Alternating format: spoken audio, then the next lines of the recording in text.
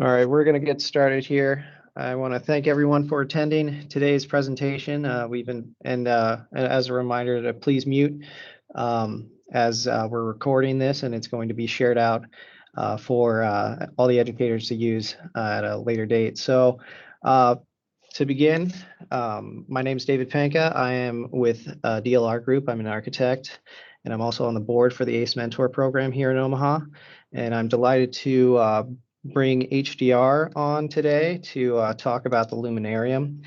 This ties into our first semester project, which is the Kiewit Luminarium exhibit. It's a 10 by 10 by 10 cube where the students are invited to create a exhibit to talk about the history of the site or go into an engineering detail in more depth to create an exhibit of their choosing.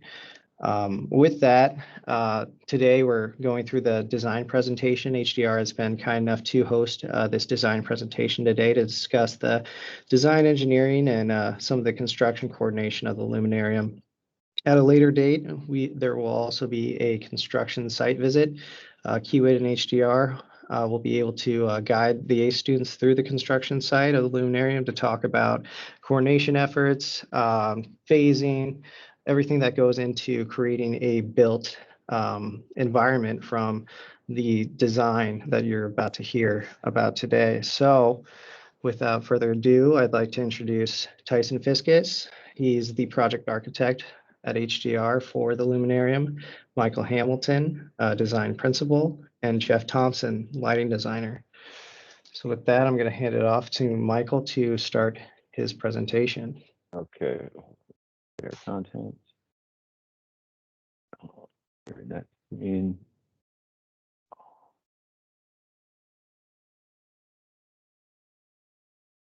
Let me double check here.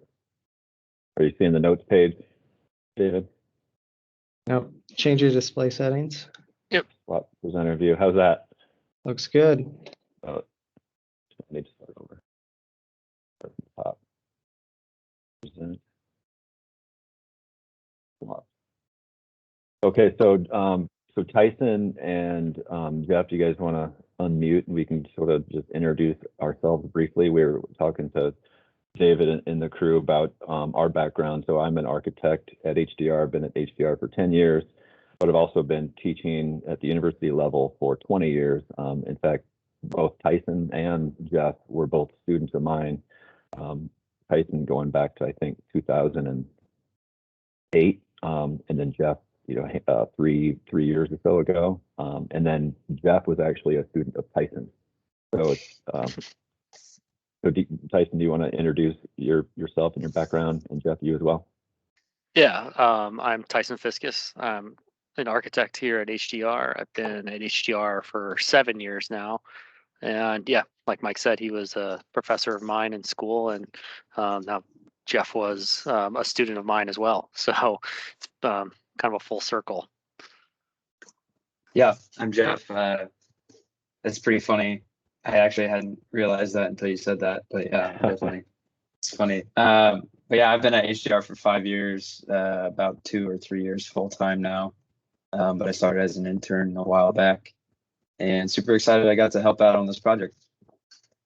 So Tyson and I are going to take the first part of the presentation, and Jeff's going to kind of come in at the end. And Tyson, you and I are going to try to make it more conversational as we go through the slides. But basically the Kiewit Luminarium is a new STEM-based science center on Omaha's riverfront. Omaha has been without a true science museum for forever, and now we finally get one. So we're super excited about not only as a resident of Omaha having a science museum on the riverfront, but also extremely fortunate to be a part of HDR and be a part of the team. But I also wanted to recognize the other key stakeholders in the project team. The Exploratorium, I'm going from left to right at the top. The Exploratorium is the exhibit designers. HDR was architectural and engineering. Tetrad was the owner's representative. Kiewit was both, the lead donors as well as Kiewit Building Group doing the construction and heritage services was the lead fundraiser and our client. But before so the first part of the project, I wanted to share this quote, which came from the Department of Education in 2015. All young people should be prepared to think deeply and to think well so that they have the chance to become the innovators, educators, researchers, and leaders who can solve the most pressing challenges facing our nation and our world, both today and tomorrow. But right now, not enough STEM learning opportunities and too few students see these disciplines as springboards for their careers. So this is really the why we're doing the project and why it's important for the world as well as our community. Tyson, any comments for the why for the project you want to add? Nope, I think it just really fills that gap. We've got the Joslin Art Museum, we've got Coneco Art Museum, we've got like the Durham, we've got museums in town, but nothing really that strikes at the heart of science and technology. So I think we that was really the goal, and that's the why for the project. Exactly. So those of you who are in the ACE Mentor program, you've kind of made it. Like you're the next generation that we're trying to nurture and bring you up in this direction. But this STEM center, the Kiewit Luminarium, is really geared towards those younger than you. Those in the middle school ages. Just to give a little context with Kiewit and Kiewit Building Group, there's a picture of Bruce Groocock on the left. He was the lead donor. And Kiewit Corporation was, really instrumental in University of Nebraska-Lincoln, where they're doing the Kiewit Hall, which is a new engineering building on UNL's campus. In fact, the University of Nebraska has hired more engineering faculty in the last couple of years than anyone else in the Big Ten. So we really are trying to not only buttress our STEM education K through 12, but also higher education. But a part of our process, so the images we're sharing here are really before it just was even a project.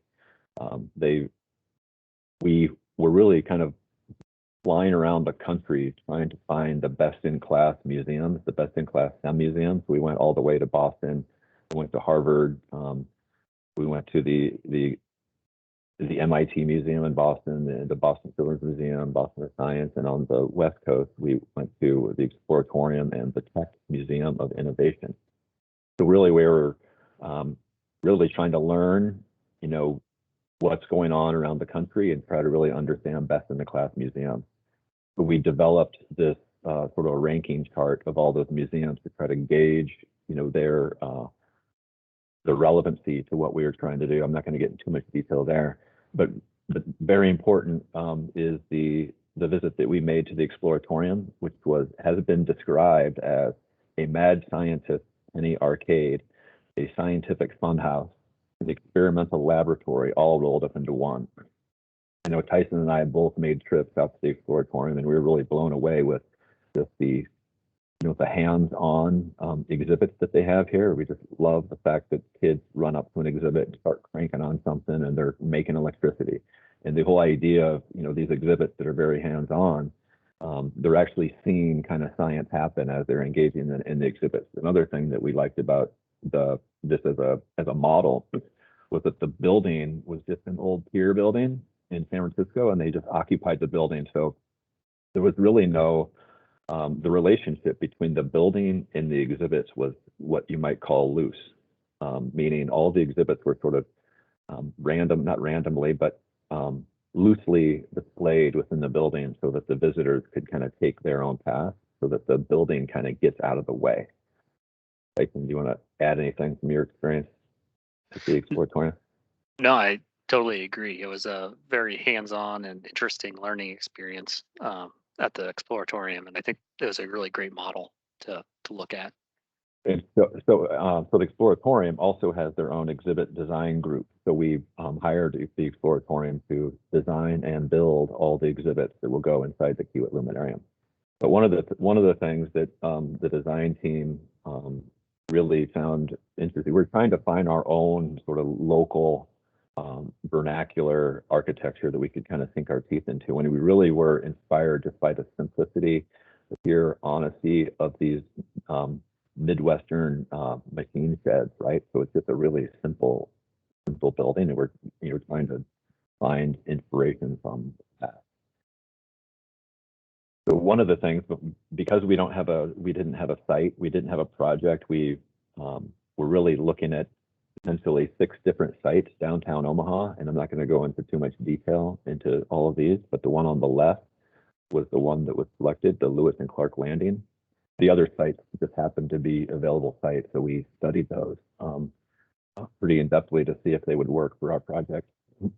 But ultimately, the Lewis and Clark Landing site was chosen, and you see it right there in orange. This is initially, before we knew it was going to be called the Kiewit Luminarium, we were calling it the Discovery Center. So some of the images are a little outdated here. But notice how the Lewis and Clark Landing and the Kiewit Luminarium project are tied into a much bigger development that includes all the other parks. Jean Leahy Mall on the left is all being redeveloped.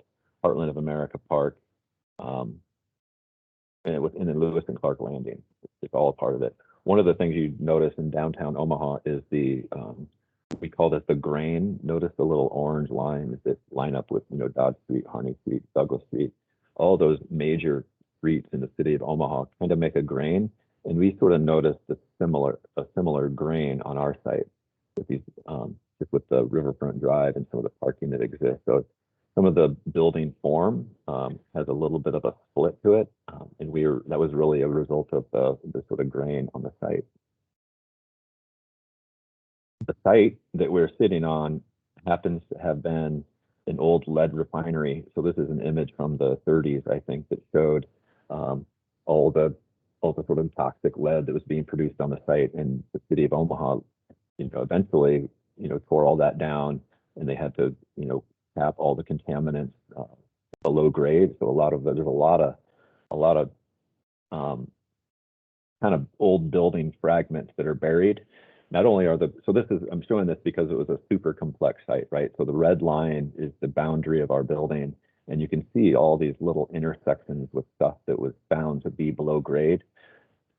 So as we are doing our footings and foundations, we have to really be careful and really kind of study what's below grade and what we have to go through. In fact, there's a subterranean liner that caps some of the contaminants, and we actually had to go through that and seal it back up. But in terms of the space program is on the left. So that's basically our brief, right? We wanted to have exhibits, we needed to have education space, we needed to have administrative, shop amenities, in all the other regular building core. So this is what we call the blocking and stacking drawing, and it's really kind of one of the first moves we do, or at least we did in this project, is how do we distribute the program on the site? The building footprint itself occupies as much of the buildable area as we possibly could fit, and our desire was to try to have as many of the exhibits on the ground floor as possible. So you're seeing the sketch on the top of the screen and a model at the bottom. So really the idea of that we were interested in, this idea of kind of lifting the building kind of up off the ground. You might call it like an elevated shed, so to speak. But what we were trying to do is we're trying to create as much visual porosity for the experience of the pedestrian at grade, so that you get this clear view to the inside of the building, and the building doesn't kind of get in the way. It's a really simple building form, but then it's just kind of lofted. And then for the interior of the project, we were really trying to set a logic, right? We're trying to just simplify the interiors into a grid, and then also use basic plywood. And the idea of using plywood for the interiors was to try to create an environment where the users didn't feel like they could hurt the building, right? So in this case, the panels, have perforations in the plywood. You can stick pegs in it, and you can reconfigure it, and you can do different things. And then actually, the luminarium will have its own shop, right? So that it can actually make its own perforated plywood panels and swap it out. Any comment there on the interior? No, I think that's right on. I think it gives Yeah. them a bunch of flexibility, and it really has that kind of garage aesthetic, like almost as if you're going out in your garage and working on something, and there's not anything that's really precious on the interior, as opposed to like if you were to go to the Joslin Art Museum or something like that, you'd feel guilty if you spilt something on the ground. But Exactly. in this situation, we're kind of encouraging to get messy and do a hands-on environment. Exactly. We were trying to create that feeling that you didn't feel like you're going to hurt anything. So the images on the left are just some of the things that architects and designers do to try to, gain inspiration and also try to help tell the story when we're talking to, clients and stakeholders. We really want them to try to understand what we're going for. So we looked at a lot of like workspaces like pegboards and woodshop elements. So here you're at the top of your screen, you're seeing what we call a longitudinal section. So this is a cross section through the building, which is just like a vertical slice. And then looking forward, you're seeing this is a slice through the 2-story gallery, which would be towards the river. And you're seeing two of these primary kind of circulation stairs kind of framing the space. The image on the left is the view if you were standing on the Missouri River looking back to the building. So you see the vision, the glazing at the lower level has all the shading devices. The shading devices are meant to try to harvest daylight so that you don't get direct sun on the exhibits and on the user. So the shading devices then provide actually diffuses the light before it gets into the building, and that's something that Jeff will talk a little bit about in a minute. And the image on the bottom right, that is a view also again from the riverside, but you're looking between the exterior skin of the building, which kind of folds off to create this little outdoor sitting space right outside the cafe. So this is the southeast portion of the building where there will be a cafe. And we don't know exactly who the cafe vendor is at this point, but it's going to be a pretty popular space. So, why don't you take the sawtooth panel design? Yeah, so I guess the sawtooth type of shape came about really originally when we were looking at the panels, where on this image kind of on the right side where the panels open up, and when it's opened up you're getting a diffused daylight like Mike was talking about, and we wanted that kind of diffused daylight as a main driving factor, and have that shading device that goes all the way across the building. So the full building would be clad in this shading device in a sense. And it really creates a space between that shading device and the actual solid wall where we found that we can light that cavity. And I think Jeff will get into that a little bit later when we talk about how we're achieving the lighting design, but it's kind of a unique approach to lighting it by lighting behind the perforated panel. Yeah, I'd say that's probably one of the most unique features of the building that the team was able to develop. Can you see my mouse move at the bottom of your screen? Can you see that, Tyson? Like Yep. around bottom right of the screen. So the dashed lines there are the lights that Tyson spoke about. So there's lighting that actually happens inside the wall of the building. So this gray sawtooth panel right there is it's raw aluminum, and that'll be the final finish. And that is kind of held off of the wall a little bit or pushed off so that we can insert lighting, LED lighting at the top and bottom behind the cladding material and the perforated sawtooth panel. Yeah, and then in that same diagram there, that pink line that we're seeing is the thermal layer. So that's the insulation. It's an insulated metal panel. So that's where we're keeping people warm in the wintertime and cool in the summertime. So that's the thermal layer. And the layer behind that is the kind of the structural layer. So there's all these different layers to the building, and that's really what's making that whole what we call an envelope, or the full exterior shell of the building. So the two-dimensional drawings or, you know, to use the proper term, orthographic drawings. These are the elevations of the building. So on the top is the south elevation. That's the view that will look directly onto the children's playground, which is directly to the south. And then there's a little step down towards the river. So right where my mouse is over here, that's the river is over here.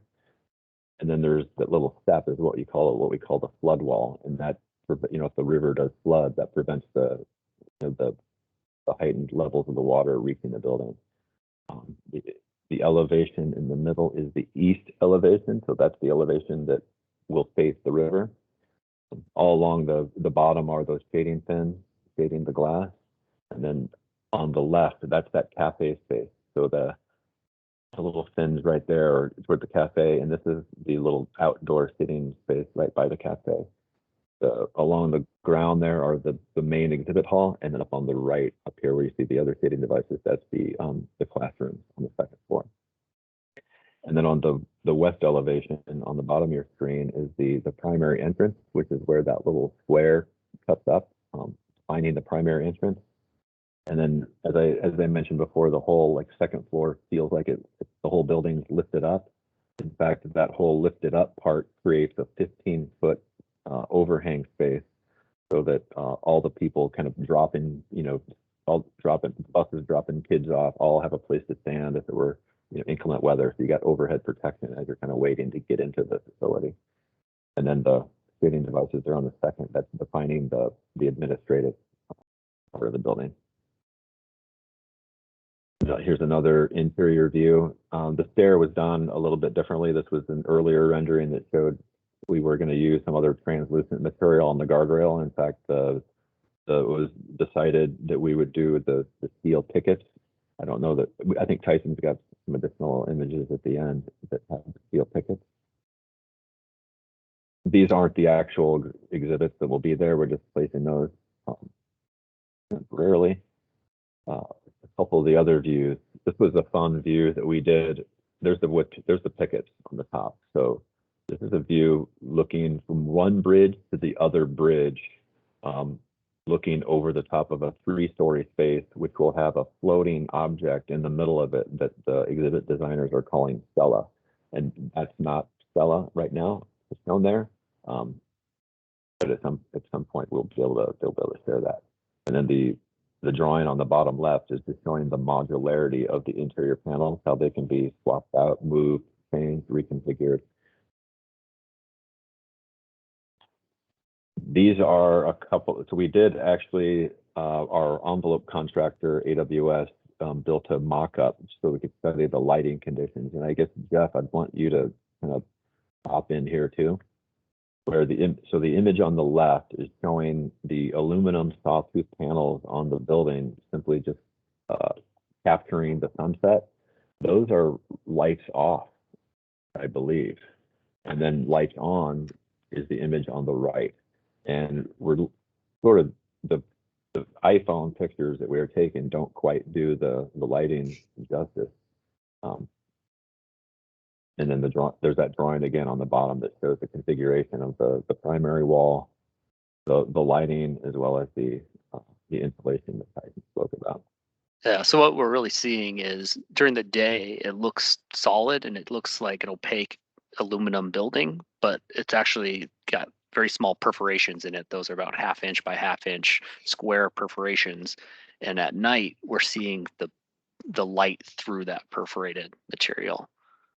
And if we have time at the end, hopefully we do, Tyson, you're going to be able to pull up the model and orbit around. Yep, I've got that open too. That'll be fun to be able to do that. So here's a view from the inside of the building. Once again, some of these fun drawings that architects and designers do at the bottom of the screen, showing the shading devices, how it's built, what degree it needs to be rotated at to provide optimal performance for shading. And then you're seeing a rendering there at the top of your screen, standing on the ground floor, looking towards the river, and you're looking over the top of an event space. So some of the events that happen in downtown Omaha, like the Santa Lucia Festival, and some of the other events will still be placed there. But you're also noticing the shading fins themselves have a unique pattern that is different than the rest of the building, which will have some sort of idea behind that. That's, currently being developed. This was just another artistic rendering of the south facade of the building. So in this case, this is the south. So the city of Omaha would be on your left, the river's on your right. You can see the Bob Carey pedestrian bridge in the distance on your right. And then behind this view would be the children's playground, which is one that is being designed and constructed right now.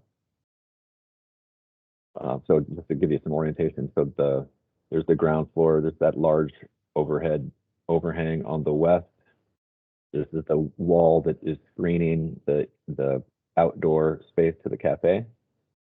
And then there's that kind of slot that separates that big building into two separate forms. One form, the form on the right, is meant to feel more kind of anchored into the ground, and the form on the left is meant to feel kind of lifted up and hovering. So these are some shots that Tyson took on the site. This is a while back. We do have some curtain wall going in now, but that's that same angle, right? So this is the rendering of that building on the south, and here it is as steel's being set. Some of all the stuff you're seeing in your foreground and to the right, that's going to be the future boardwalk, which will be reconstructed. Here's some of the views from the interior. This is the two-story event space. So river on your right, there's one of those communicating stairs coming down. The opening toward the top and middle of your screen there is a clear story. We haven't really talked about that, but because the building has such a wide footprint, we felt the need to cut a skylight down the middle. And here you are standing on the second floor, directly below that skylight, looking towards the south. So you can see there's the 480 overpass right there, the river to your left. Anything else you noticed there, Tyson? No, I think they kind of speak for themselves that it's really moving along in construction. It's getting built really quickly.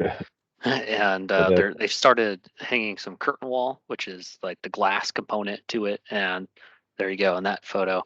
And they should have it fully enclosed with metal studs and insulated metal panel by the end of the year is what the goal is, I guess. That's the current construction schedule, is to be done by January 1st with that envelope piece. But so this little bridge where the photographer was standing on, all of that is existing. So the building was really, the placement of the entry, which is directly ahead of you, was all sort of based on the existing geometry that was on the site. So the Riverfront Road Drive remained. That's that road that comes right along on the building. And then this is the rendering that's become kind of the hero image for the clients and for websites and marketing. It shows, because it does show the illumination of the building. You're seeing all of this 90% of the facade here is actually solid panel, but because it's backlit, it just makes it feel a little bit lighter, a little bit more illuminated, and that's really where I think it gets the name. The Kiewit Luminarium, that we have this floating, this kind of beacon of light along the Missouri River. This is a view from the Iowa side looking back to the city of Omaha. It's really going to change the skyline of Omaha. So, Jeff, do you want to narrate some of the lighting studies that you did? Sure. Yeah. So, like Mike said, it's called the Luminarium now, which was a name that kind of got decided midway through design. But Luminarium is a word, and it means, the definition of Luminarium is a walk-in sculpture designed as an artistic display of light and color. And so, taking that into account, how do we make the lighting design be a major part of this facility and people's experience? And how will people experience it both externally and internally? Was kind of a major question for us. So one strategy to do that was to kind of create a dramatic difference between your experience during the day and your experience at night. And so during the day, we wanted it to be kind of bright and airy and welcoming for kids on school trips or field trips and visitors from out of town. And so in order to do that, we had to optimize the amount of daylight that was available in the space. And so what you're seeing on the screen here is a parametric script that, or a parametric software program, where we took some annual climate data and we took that data and we made it, specific to our site and our geometry and our building. And we were able to kind of optimize the geometry or the form. And what you're seeing on the screen here is actually kind of a work in progress shot. I think it's a GIF. If you go back and forth there, Mike, it might load there. Jeff, maybe Maybe take a step you go. back and mention when you say parametric, what that might Oh, mean. sure. Yeah, so parametric design is kind of a newer form of design, I guess, coming along with the advent of more computerized architectural design, meaning that it allows the designer to control parameters of geometry and allow kind of buildings to, in a sense, design themselves. So this is a ray tracing script where I'm controlling some parameters about these fins, and by fins I mean those daylight metal shades that you saw when we were talking about earlier. And it's controlling parameters about the geometry, so the depth and the angle and the curvature of those shades, and how does that allow light. And at this case on the screen, we're looking at some afternoon daylight in the summer. Those green lines are kind of rays that are being emitted from the sun at that point in time during the day, and it's being reflected and inter-reflected by the shades in and out of the building. And so this script just kind of solves itself and tells us the correct answer for those shades, orientation, size, depth, and shape. And so that's kind of how we landed on, it's a long process to get to the point where we actually got them designed and the fabricator on board with our decisions. But this was, one step of that process, and it helped us to achieve optimal daylighting conditions, which mean that the space feels comfortable during the day, basically. So that's, where architects and designers work directly with engineers and lighting designers, right? Is we'll tell our team, hey, we want some shading devices, we need to cut down on the solar gain, and then they'll run all the scripts and the math and do all the engineering and tell us exactly, what degree they need to be rotated at, how deep they are, and how many there needs to be on center. And then it is kind of a back and forth though as well, because we did adjust them a little bit back from optimal just for views then, because that's part of the human experience of going into this museum as well, that there's some really nice views looking back at that like the pedestrian bridge and back at Omaha. So we kind of had to find that balance about what is optimal and what is comfortable for a human to see. And then there's the whole other component of the fabrication, like Jeff mentioned, that we worked with the fabricator who was going to actually build these, and if the geometry is too complicated, then it's going to be difficult to fabricate, so we had to work with them as well. Yeah. And so here's kind of a close-up. Yeah, sorry, Mike, go ahead. No, I would just go ahead, Jeff. Yeah, this is just a close-up. Like Mike was saying, they have kind of a custom perforation pattern that is still a little bit in design, I think. But that'll kind of provide the filtered daylight into the space and allow the interior lighting of the space to be at a really low level or completely turned off during the day, so that the space is almost entirely daylit and very comfortable for people to experience and walk around in. So the next slide there. So yeah, this is just kind of another tool that we use where we look at the daylighting metrics. If you just look at the yellow parts on the left side, you're looking at the base model, and then on the right side, that's where we optimize those fins are the shading structures, and a lot of that yellow stuff turns green, and that just means that we have much more adequate daylighting in those areas. So that's what we're looking to do there. If you take a step back too, there was some areas in red there where the exploratorium, they're planning on having exhibits that they didn't want any daylight to. So we also had areas that we needed to consider the possibility of making them completely dark. Mm-hmm. Yeah, so red in this case means it's dark, and that's what they wanted to preserve in those areas for light sensitive exhibits, things where they'll have colored lighting or some sort of photography or videography integral to the exhibit, where it's light sensitive. So in those red areas, we wanted to keep it red, and we were able to do that through analysis and daylighting design. So. And then here's just kind of a look at the entrance there. This is late afternoon and kind of progressing into the night. And so this is kind of showing the dramatic shifts in experience upon entry if you were to come in at different times of the day. It's a visually very different experience. And that was part of, our goal as lighting designers and architectural designers, was to kind of create this really interesting space that kind of has two lives, really.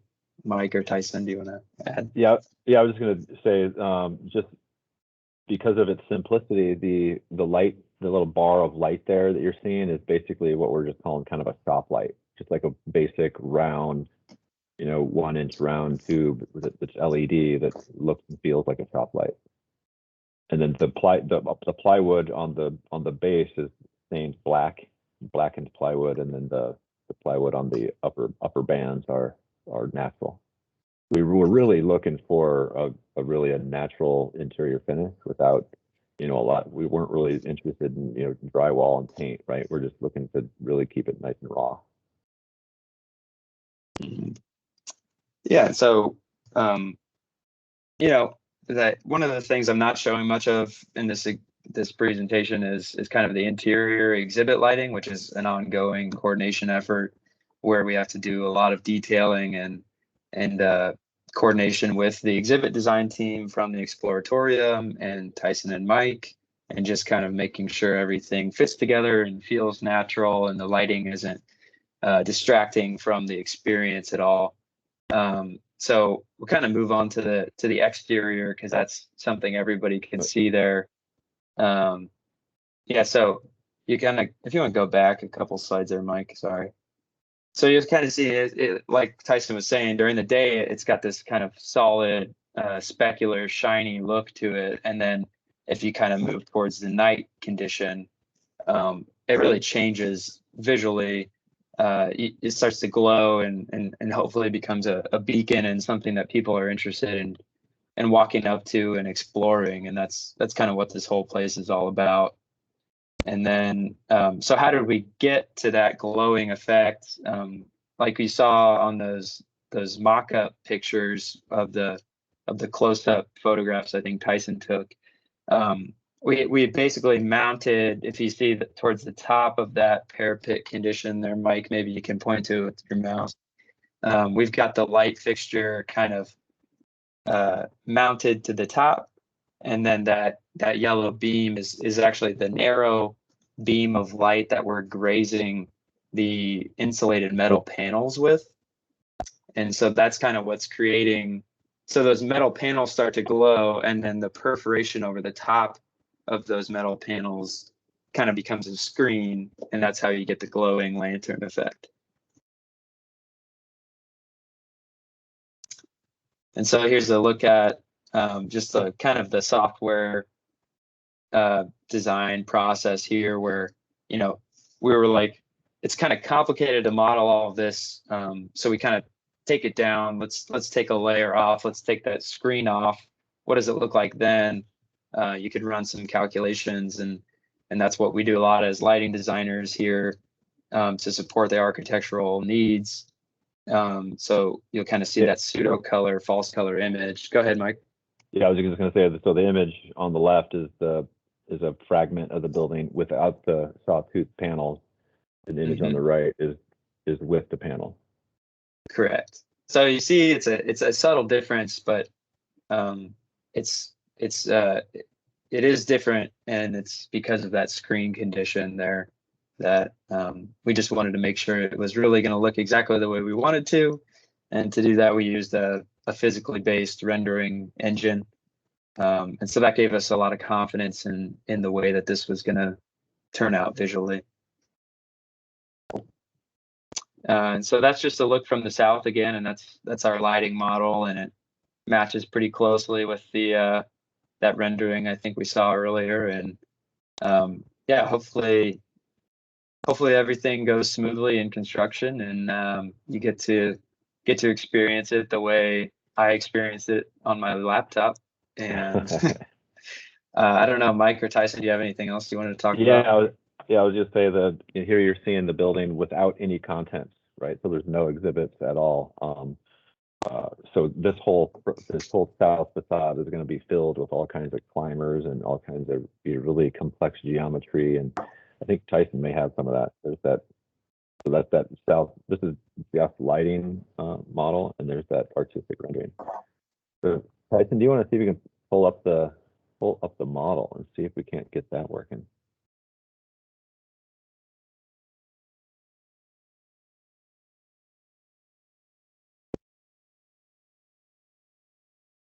Oh, you do have some of the exhibits in there.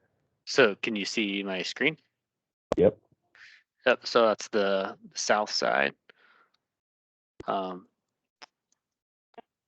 don't really have the site modeled in here very accurately at all because the model is pretty heavy, and it's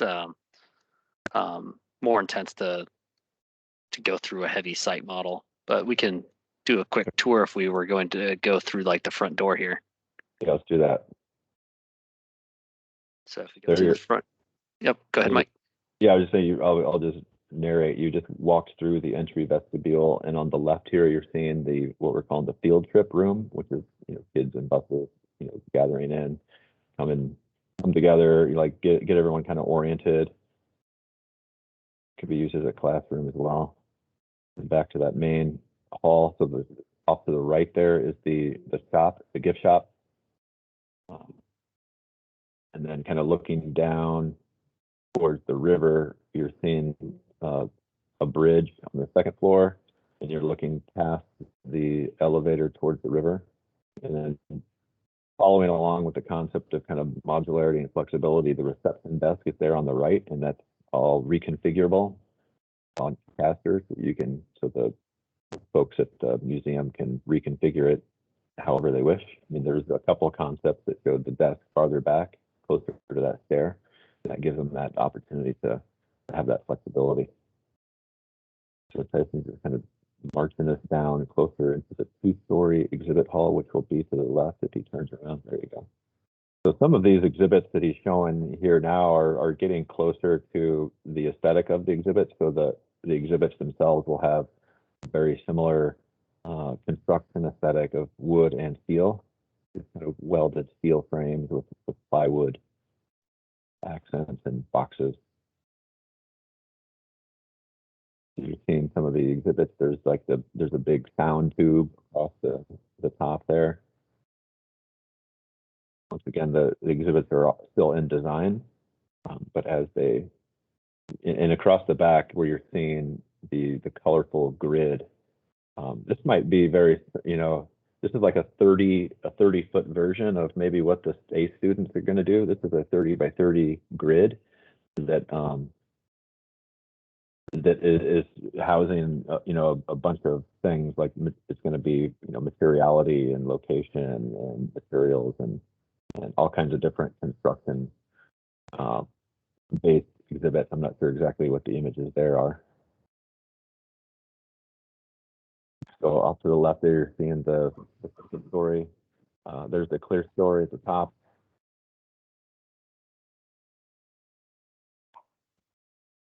This area under here is more like the light exhibits that Jeff was talking about. So there might be like camera exhibits or something that deals with darkness and lightness. So they wanted this area to be really dark in this kind of area. So this would have been red in Jeff's model. Some of these are kind of abstracted exhibits for the moment. So on either end, there's a stair that'll take you up to the second level. The galleries are, they've named the galleries. One is called Building the World, Building Knowledge is another one, Building Self and Community, and Making It Count, which is more sort of mathematics based. But all of the exhibits, Building the World, Making It Count, Building Self and Community, and Building the World, are all kind of based on this idea of building, because the donors were all interested in STEM. So it's got that kind of building and construction theme to the exhibits.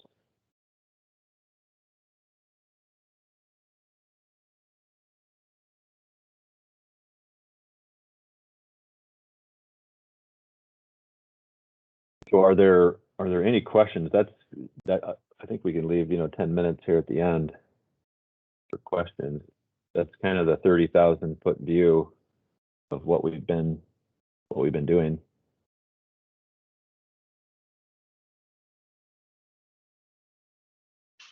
There's Stella. That's that exhibit that's kind of floating in that 3-story space. You know why they call it Stella, Tyson? Actually, no, I don't know. I'm not sure either. They've been calling it that for a while, but I don't know what it means.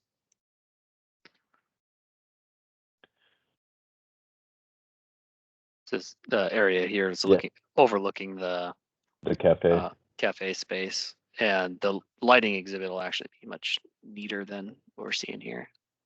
This isn't bad, but why don't you drop down into the cafe?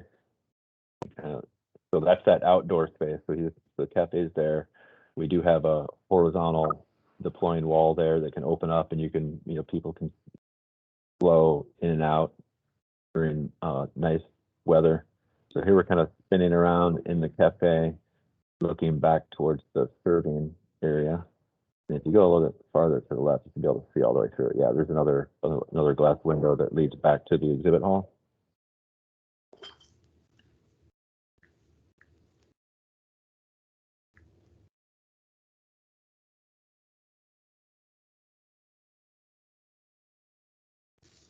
I got a question for you guys. Yeah, what was Mike, your favorite part of the design of this, or maybe your favorite detail or something like that? And then the same question for you, Tyson. What was your favorite kind of moment on this design? I think sort of I'm going to go really big picture, right? Because we were hired to study the project before it was a project. So I think the idea, Tyson, you were on board early on too. And as we were developing concepts for a project that didn't exist, they happened to, they really fell in love with the concept that we developed, right? The concept that we developed is, before actual architectural design, is very similar to the project you're seeing now. So I think the fact that the design that we did early on has kind of stayed true to where we're at now. So the project that's being built is very close to the original idea, right? Which is this sort of really simple footprint of a building, a very simple rectangular building that kind of gets out of the way of all the excitement of the exhibits, right? So at the same time, even though it's a simple building, the way that it illuminates, it's got a lot of sophistication to it. So I think that's probably my favorite part. Your turn. Yeah, I mean, I agree. I think just the concept or the whole project in general, I think is going to be really special for the community, and I'm just really thankful to have been able to work on a project that will impact the community. But I think if you're looking into the really nuts and bolts type of detail, I think Jeff's probably going to agree with me, was the way the metal panel is actually working in a way that we wanted it to, in the way that we designed it, that it truly does glow. That we had this kind of concept about making the perforated layer with the lit background, and hopefully it turns out. And then when the mock-up proved it to be right, it was pretty good feeling. Yeah, I'm really excited for people to see it up in person when you go visit this thing and in person for the first time. It's the pictures don't do it justice. It's kind of a mind-bending artistic effect with the specular metal, and the glowing back panel it's a little bit kind of hurts your brain a little bit when you walk up close to it and look at it. It's really cool.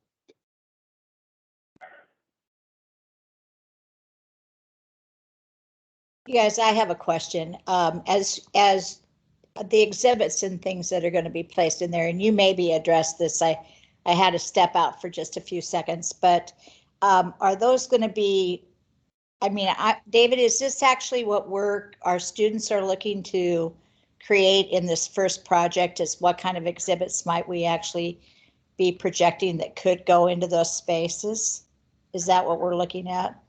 Yes, and hopefully that the students are able to be inspired by what has been shown today. I think it's a great example of the exhibits that could be put in the Luminarium. It's a wide open museum and exhibit space that they could put in their own ideas as far as engineering, the history of the place, hydrology of the site, whatever they want to put their mind to and explore.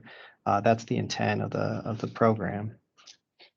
I mean, from my perspective, it gave me a thought of, oh, now I understand why the project is what we're doing for this first semester. I think it's absolutely appropriate for what, I mean, because you're actually talking about this fact that you don't really even know at present what type of exhibits may be going in there. So really their projection of what they may believe as high school students would be, appropriate to put in those spaces could be really huge. So it's exciting, I think. So thank you thank you so much for taking your time tonight to do this for us also. I appreciate that. Let me ask a question, if I may. This is Lee Kallstrom, and I work with Jan on the ACE end with the students. Let's say I've got a group of 25 kids who want to compete against other kids and do something really exciting, like, for instance, with hot air balloons or drones or lifting 55-gallon barrels from one floor to the next. And you want to have people come in to watch this. First of all, can you get, is there access to the 3 levels so that you could have somebody participating from, say, the 3rd floor and have others on the 1st floor doing something on the other end of that project? And then how many people could you have in an audience that would be comfortable in an open area down there? I guess, first of all, the 3rd floor is actually like what we're calling a mechanical penthouse. There's a lot of mechanical equipment up on the 3rd floor. So the majority of the patrons will be on 1st level and the 2nd level. Okay. And around that atrium space, it is kind of like a horseshoe shape. So there's a U shape on one end, and there's the bridge shape. So you could get, I mean, there'd be quite a few people, I think, that you could get into that area, in that kind of 3-story space. I would say maybe 50 people or something like that. Another area that would be good for that would be down on the north end in the gallery. That you could get into a corner where you could probably have 50 people on the 1st level and probably 50 people up on the 2nd level at least. But to your point of doing drone activity and different things that are interacting with that full space, that was kind of a driver for why we have such a generous floor to ceiling height in that kind of 2-story space. in the And what east is the barn. height in the two-story space? It's 32 feet. Sorry, 34 feet. Okay. Good, because I can see some kids saying, well, I want to go up. I want to do something in the sky. And you don't want to inhibit them from trying to do those kinds of things. Good. Yep. Thank you So very much. the parameter was 10 by 10, but it didn't dictate a height, right? Right, exactly. Yeah, yeah. And if So you do not dictate a height, they will take it Yeah, take it to exactly. the nth degree. Well, yeah, as you should expect them to do. Sure. Yeah. There's all kinds of different, the history of the site. There's all kinds of little nuggets of information there that anyone can kind of sink their teeth into and do something really exciting for this project. Yeah, I'd like to, stay plugged in if we can, helping with the students' projects if you'll let us. Absolutely. There's a, at the end of the year, right before winter break, we'll have presentations of the students' projects, and we would probably invite you, would welcome if you would be able to come in as outside jurors of those presentations. I think that'd be great. Yeah, that would be great. Yeah, that sounds great. Awesome. I have a question for Jeff. Lighting designer is probably not a role or a profession that a lot of the high school students are aware of. As design professionals, we work with lighting designers all the time, and what you presented today is heavy as far as mathematics, engineering goes. Just talk about your journey and your how you gravitated toward lighting design. Yeah, sure. Yeah, I didn't know it was a thing until I got here either. So don't be intimidated by titles you've never heard of before, I guess, when you're considering your career path. But I went to UNO in the PKI building for architectural engineering, and I did an emphasis in electrical engineering for building systems.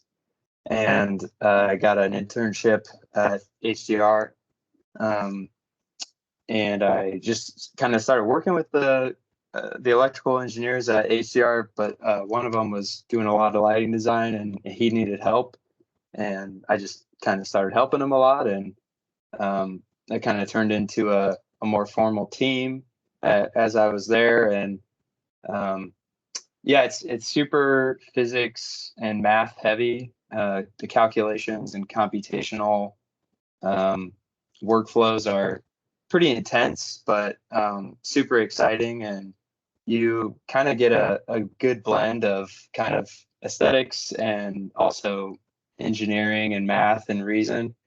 So I think it's really fun for me to kind of work with guys like Mike and Tyson, and kind of like take their core vision and help to craft it visually to be, hopefully even better than they had initially hoped for.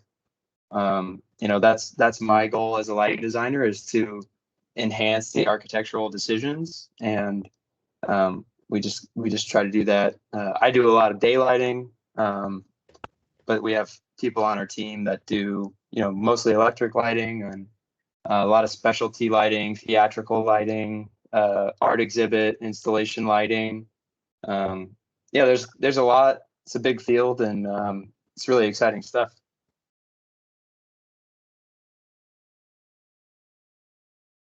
Awesome. Thank you, Jeff. Yeah. I saw you you had used a lot of different programs with your design, hand sketching as well. Can you talk about the different programs and how that helped you craft this architectural solution to what the client was trying to propose, and navigate us through that process? That's a really good question. Actually, I've used this project as an example for some people, that of all the different programs really we have at HDR. I think every program has been used on this project, but they've all tied nicely, together. I think it started, I mean, Mike, you can jump in. I think a lot of it was started with, hand sketching and then SketchUp, just kind of really loose modeling tools where you're just really thinking of that concept, that big idea of that, the box and whether the box is shifted or split and how that program kind of fits on the site.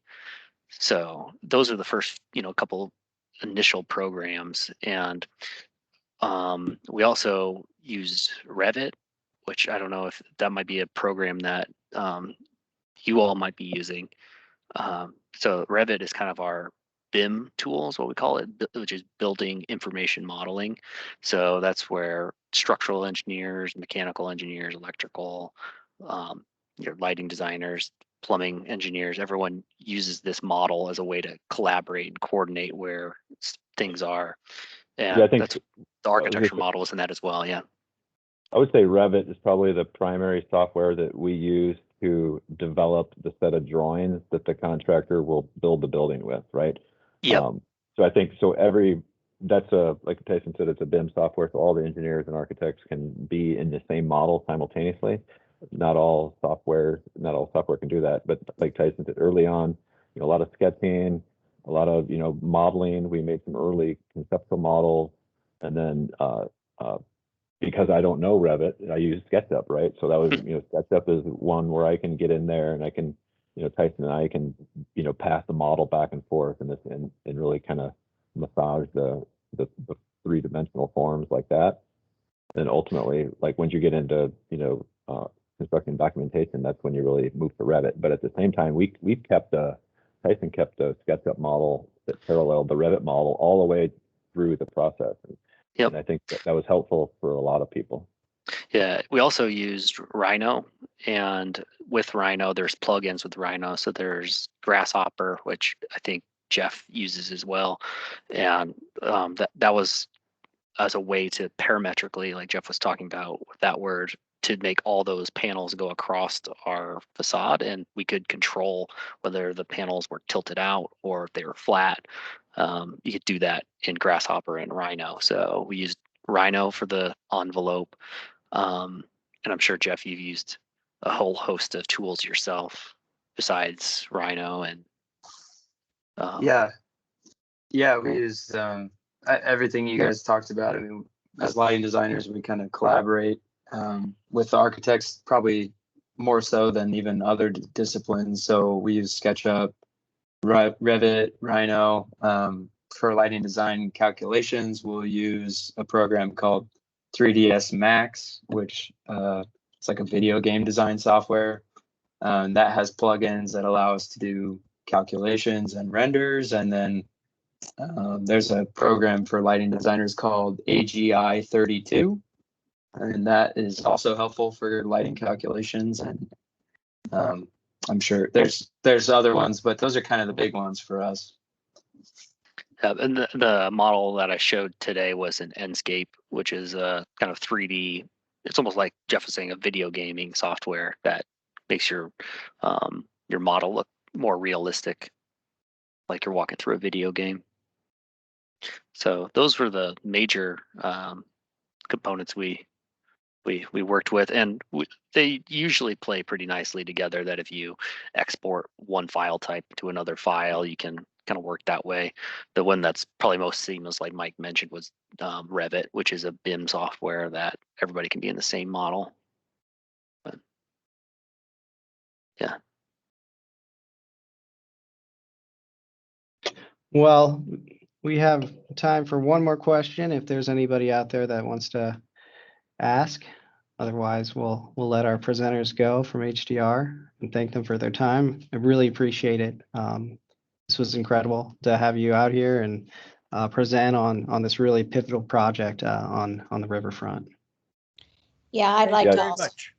yeah, I'd like to echo that as well. I'm Jan Christensen. I'm the program director of the ACE Mentor program, and I'd like to thank you for your time tonight. I'd also like to thank, we have a lot of mentors that have been on with us tonight as well. Probably not so many of the students, but a lot of the mentors came to share. And the nice thing is that because it's being recorded, David will be able to share it with all of the teachers so that they can share the presentation in their class.